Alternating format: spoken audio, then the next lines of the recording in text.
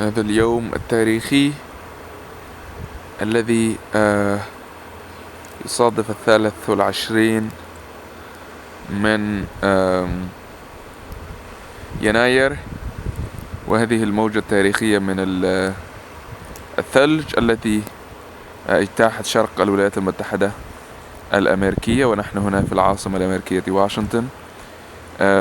هذا الثلج الذي تعدى حاجز القدمين أو 3 أقدام بالأحرى، وأسفرت عن عدد من الحوادث، مقتل 8 أشخاص في كل الولايات المتحدة الأمريكية، أحدهم بفرجينيا، وانقطاع التيار الكهربائي والعديد من الحوادث المرورية.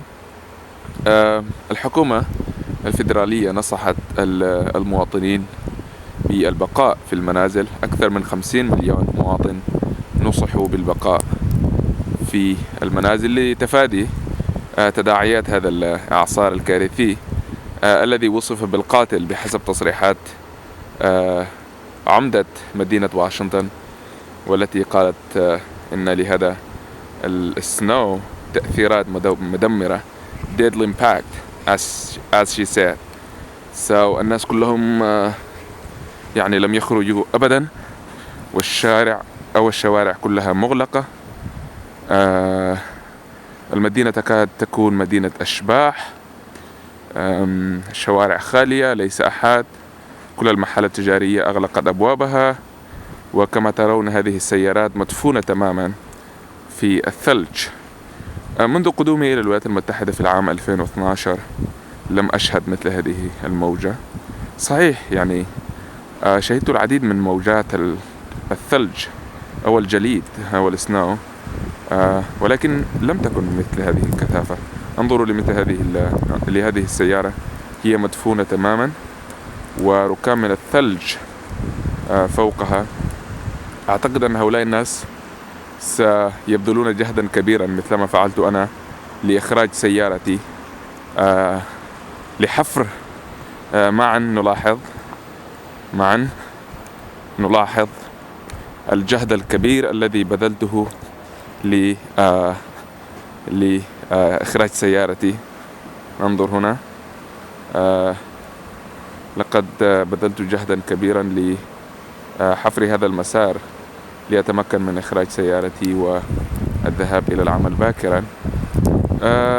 كما نلاحظ أيضا هذه السيارات بهذا الاتجاه مغطاة تماما بالثلج، وهذه الريح أو العاصفة الثلجية ما زالت تهب بكثافة. ويعني هذه الحكومة أعلنت إجازة يعني فيدرالية عن العمل. الحكومة الفيدرالية أغلقت أبوابها، المدارس أغلقت، الجامعات أغلقت أبوابها، وهناك شلل تام للحياة هنا في الساحل الشرقي للولايات المتحدة الأمريكية، وهنا بالتحديد في العاصمة واشنطن. هذه المساكن تبدو خالية تماما من السكان، لأن السكان كلهم يعني نصحوا بالبقاء منذ أسبوع، والحكومة تحذر المواطنين بالإعداد الجيد لهذا السنو. المواطنون ذهبوا إلى المحلات التجارية واشتروا ما يلزمهم من مواد غذائية.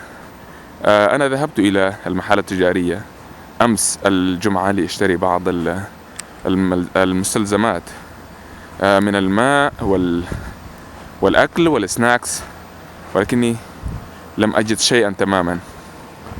لقد كانت خاوية على عروشها، كما تبدو هذه الشوارع هي أيضا خاوية على عروشها. ليس هناك أي مظهر للحياة. إنها مدينة أشباح كما نراها. لا أحد في الشوارع سوى أنا الذي حملت كاميرتي وترجلت لأصور هذه المشاهد. كدت أن أسقط وأصور هذه المشاهد التي تبدو تاريخية لا تتكرر كثيرا مثل هذه المشاهد، فكما نرى هذه الحبوب تهب ولا شيء يظهر هنا سوى الثلج. المدينة تبدو بيضاء تسر الناظرين. لا أظن أنها تسر الناظرين، لأن درجة الحرارة هي ما دون درجة التجمد. بالفهرنهايت، وهو المقياس المستخدم هنا في الولايات المتحدة الأمريكية لقياس درجة الحرارة، درجة الحرارة الآن تقريبا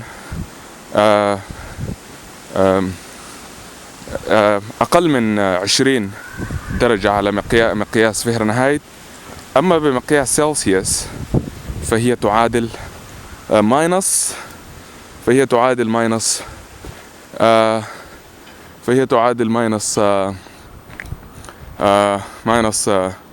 10 ماينس 11 ماينس 12، وبالتالي لا شيء هنا يبدو واضحا. الحياة هنا معطلة تماما، الشوارع خالية ولا أحد هنا في الشوارع. كما نلاحظ أنا تكبدت المشاق لأخرج في هذا الجو القاسي لأصور هذا المشهد وأنقل هذا المشهد لكل من أراد أن يتابع هذه اللحظات التاريخية من تاريخ السنو. وكما ذكرت فإن السنو أو الثلج يعني أكثر من 3 أقدام. الساحل الشرقي لم يشهد مثل هذه الموجة من الثلج منذ قرن من الزمان، بحسب ما أعلنت السلطات الحكومية. قرن من الزمان، والولايات المتحدة الساحل الشرقي لم يشهد مثل هذه الموجة من الثلج، هذه الموجة الكبيرة التي أسفرت عن تعطيل الحياة وشلل تام بالحياة العامة هنا في الولايات المتحدة الأمريكية.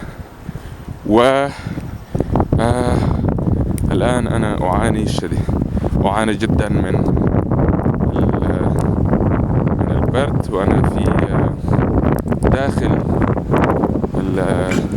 المجمع السكني الذي أقيم فيه أنا، ولكن لا شيء يبدو هنا سوى الثلج. الثلج هو سيد الموقف، الجليد هو سيد الموقف، الجليد هو كل شيء هنا ولا شيء غير الجليد. الإحساس جليدي، والوضع جليدي، وكل شيء جليد. نرى هذه التلة،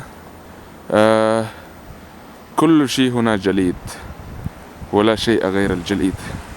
حديث الجليد، حديث الثلج، حديث البرد، حديث البياض، حديث القلب القلب الأبيض، وانت يا الأبيض ضميرك. نعم، حديث القلب. وعدنا مرة أخرى إلى سيارتي لأريكم إياها وهي مدفونة جزئيا من الثلج، لأنني تمكنت من حفر جزء كبير منها بحمد الله وتوفيقه. وشكرا لكم على المتابعة. أنا نقلت لكم هذه المشاهد، عبد المنعم مكي. إلى اللقاء.